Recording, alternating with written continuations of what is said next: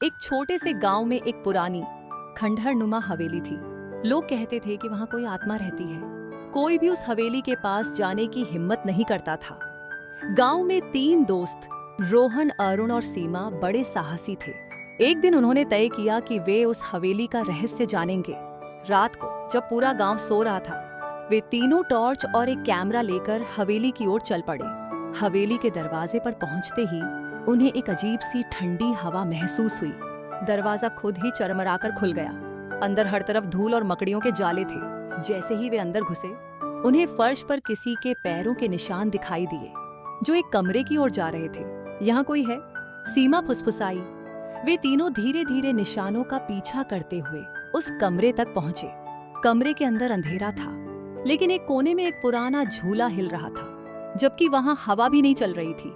अचानक झूले से एक महिला की हंसी गूंजने लगी। रोहन ने साहस जुटाकर पूछा,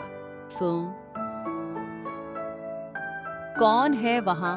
तभी झूले पर एक सफेद साड़ी पहने, बिखरे बालों वाली महिला दिखाई दी। उसकी आंखें लाल थीं और वह सीधा उनकी ओर देखने लगी। तुम यहाँ क्यों आए हो? उसने गूंजती हुई आवाज में पूछा। डर के मारे अरुण और सीमा ने भागने की कोशिश की, लेकिन दरवाजा अपने आप बंद हो गया। महिला ने कहा, मैं इस हवेली की रखवाली करती हूँ। जो भी यहाँ आता है उसे मेरी कहानी सुननी पड़ती है। महिला ने बताया कि वह एक रानी थी, जिसे धोखे से इस हवेली में कैद कर मार दिया गया था। उसकी आत्मा अब तक इंसाफ की तलाश में भटक रही थी। तीनों दोस्तों ने वादा किया कि वे गांव के लोगों को उसकी सच्चाई बताएंगे। यह सुनकर महिला मुस्कुराई और धीरे धीरे गायब हो गई। अगले दिन तीनों ने गांव वालों को सब कुछ बताया। गांव वालों ने उस हवेली में पूजा करवाई और आत्मा को शांति दी।